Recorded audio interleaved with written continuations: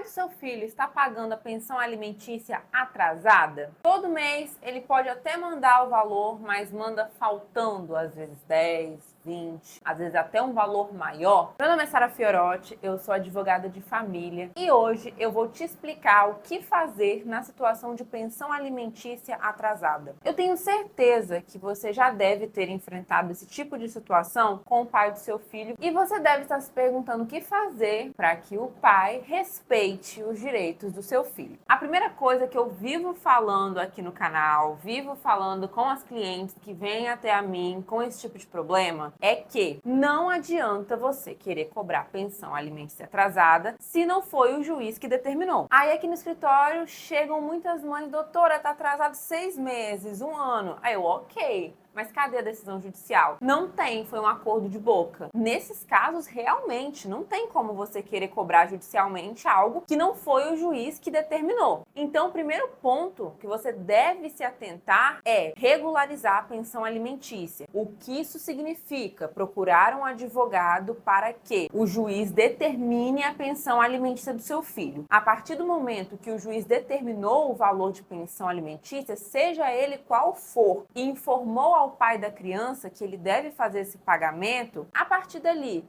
se ele não pagar, aí sim você pode cobrar judicialmente o pai do seu filho. Então, se você está assistindo esse vídeo, a pensão está atrasada, só que não existe uma decisão judicial, foi só um acordo de boca, o primeiro passo que você deve fazer, e com muita urgência, é entrar com uma ação judicial para que o juiz determine o valor dessa pensão alimentícia. E a partir daí, se o pai continuar com o atraso, aí sim você pode entrar com esse processo de cobrança. Então vamos lá. Você tem uma decisão judicial na mão em que o juiz determina o valor de pensão alimentícia. A partir dessa decisão, o juiz com certeza colocou a data de vencimento. Geralmente é até o 5º dia útil de todo mês, 10º dia útil, porque os juízes costumam considerar aí as datas de recebimento dos pais que trabalham de carteira assinada ou são autônomos, algo nesse sentido. Quanto tempo que pode atrasar? Nenhum dia. Isso porque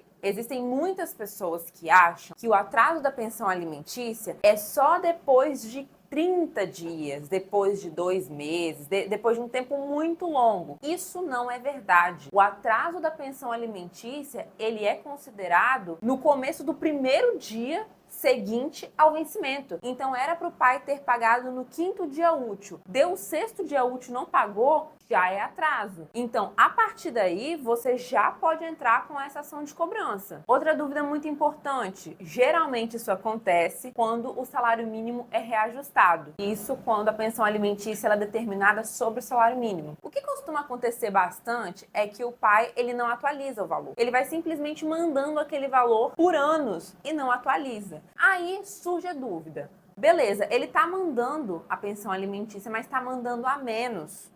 Eu também posso cobrar? Pode. Isso porque, se você for somar todas as diferenças daqueles meses, pode dar um valor muito alto. Existem clientes aqui no meu escritório que o pai ficou 10 anos pagando o mesmo valor, sendo que existia o índice de atualização pelo salário mínimo. Veja quanto que essa criança perdeu ao longo desses anos. Então, mesmo que o pai esteja pagando em dia, mas se ele não estiver pagando o valor correto que foi determinado pelo juiz, você pode também cobrar. E agora, beleza, mas como é que funciona essa tal dessa cobrança que a gente tanto fala? Existem 2 formas da gente cobrar a pensão alimentícia atrasada. A mais conhecida é pela prisão e a outra é pela penhora. Então, vamos começar com a prisão. A prisão, nós só podemos solicitar dos valores relacionados aos últimos 3 meses e aos que forem vencendo ao longo do processo. Então, supondo que você, o pai do seu filho, está atrasado 1 mês. Consegue cobrar pela prisão? Consegue. Ah, está atrasado há 6 meses. Consegue cobrar pela prisão? Consegue, porém, você vai cobrar pela prisão somente dos últimos 3 meses, os mais recentes. Ah, doutora, e os 3 meses mais antigos eu vou perder? Não. É aí que a gente entra no rito, no processo da penhora que a gente chama. Então, a partir daí, você tem 2 medidas para entrar. a prisão das 3 prestações mais recentes e a penhora das mais antigas. Essa daqui da penhora significa dizer o quê? Que a partir da solicitação do advogado falando que existe uma pensão atrasada, o juiz vai avaliar se aquele pai possui bens, se aquele pai possui alguma empresa em seu nome, se ele possui ativos, se ele possui carro, se ele possui moto, se ele possui algum tipo de dinheiro na conta, movimentações bancárias, para que haja o bloqueio desses valores e até mesmo dos bens em si para que a dívida seja paga. Agora, se você está pensando, eu não quero cobrar pela prisão, eu tenho como cobrar só pela penhora, mesmo dos 3 meses mais recentes? Tem como, só que não é tão efetivo assim. Isso porque é mais interessante. Se você tem ali mais de 3 meses atrasado, muitas vezes você usar as 2 formas para garantir também que o seu filho não fique no prejuízo. E é importante lembrar que esse tipo de processo é obrigatório você entrar com um advogado. Então não adianta você ir ao fórum e tentar resolver sozinho, que você não vai conseguir. E também, além dessas medidas que eu te falei, é possível, a depender da estratégia do seu advogado, adotar outras. Por exemplo, solicitar para o juiz suspensão de CNH, bloqueio de passaporte. Então, essas questões vão ser analisadas em cada caso.